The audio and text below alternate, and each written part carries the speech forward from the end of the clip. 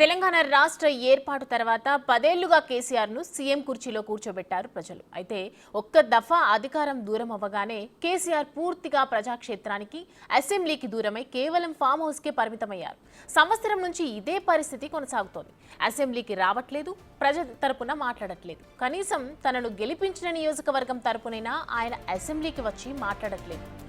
అసెంబ్లీకి కేసీఆర్ గైర్హాజరు విషయమై అధికార కాంగ్రెస్ నేతలు విమర్శలు గుప్పిస్తున్నారు. అయినప్పటికీ ఆ విమర్శలపై అటు కేసీఆర్, ఇటు బీఆర్ఎస్ నేతలు స్పందించి సరైన సమాధానాలు మాత్రం చెప్పట్లేదు.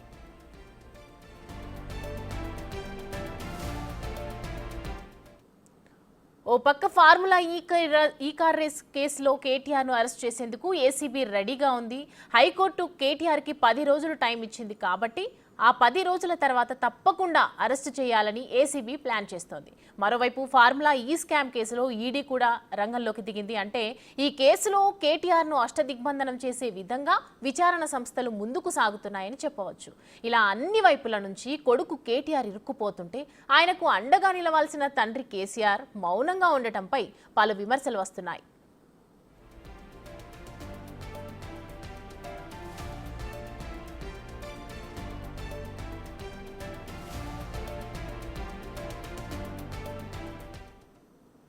ఈ అంశానికి సంబంధించి మరిన్ని అప్డేట్స్ అందించడానికి మా ఇన్పుట్ ఎడిటర్ పవన్ లైవ్లో సిద్ధంగా ఉన్నారు. పవన్, చెప్పండి, ఇవాళ 7వ రోజు అసెంబ్లీ సమావేశాలు జరగబోతున్నాయి. మరి ఈసారైనా కేసీఆర్ అసెంబ్లీకి హాజరవుతారా? ఇటు పక్క చూసుకుంటే ఏసీబీ, ఈడీ అన్నీ కూడా కేటీఆర్ అరెస్ట్ చేసేందుకు రంగం సిద్ధం చేసుకున్నట్లుగా తెలుస్తోంది. మరి కేసీఆర్ స్పందించే అవకాశాలు ఎంతవరకు కనిపిస్తున్నాయి?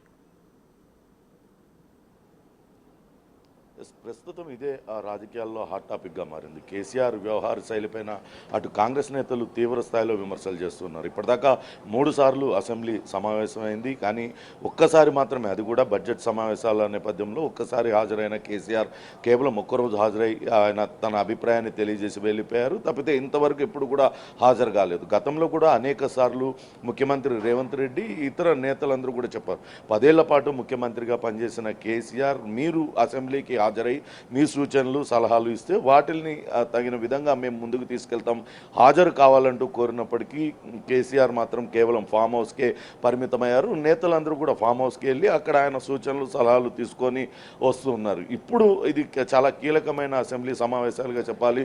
చాలా ముఖ్యమైన బిల్లులన్నింటినీ కూడా ప్రవేశపెట్టుకున్నారు. నిన్న భూభారతి బిల్లు ప్రవేశపెట్టిన సందర్భంగా కూడా ముఖ్య ప్రతిపక్ష నేత లేకపోవడం అనేది, సభలో లేకపోవడం పైన పెద్ద ఎత్తున చర్చ నడుస్తుంది. ధరణిని ఎంతో ప్రతిష్టాత్మకంగా గత బీఆర్ఎస్ ప్రభుత్వం తీసుకొచ్చింది. అటువంటి ధరణిని తీసేసి ధరణి ప్లేస్లో భూభారతిని, ఎటువంటి అక్రమాలకు తావు లేకుండా భూభారతిని ప్రవేశపెడుతున్నాం. దాని బిల్లుకు సంబంధించి చర్చ జరుగుతున్న సమయంలో అటు ప్రధాన ప్రతిపక్ష నేత కేసీఆర్ సభలో లేకపోవడం, అటు బీఆర్ఎస్ నేతలు కూడా భూభారతి బిల్లు పైన కాకుండా వేరే ఈ కార్ రేస్ వ్యవహారం పైన చర్చకు పట్టుపట్టడం, ఆ సభలో గందరగోళం లేవనెత్తడం, ఇవన్నీ కూడా బీఆర్ఎస్ నేతల వ్యవహార శైలిపైన తీవ్ర స్థాయిలో దుమారం రేగుతుంది. అటు కాంగ్రెస్ నేతలు అయితే తీవ్ర స్థాయిలో కేసీఆర్ వ్యవహార శైలిపైన అటు విమర్శిస్తూ ఉన్నారు.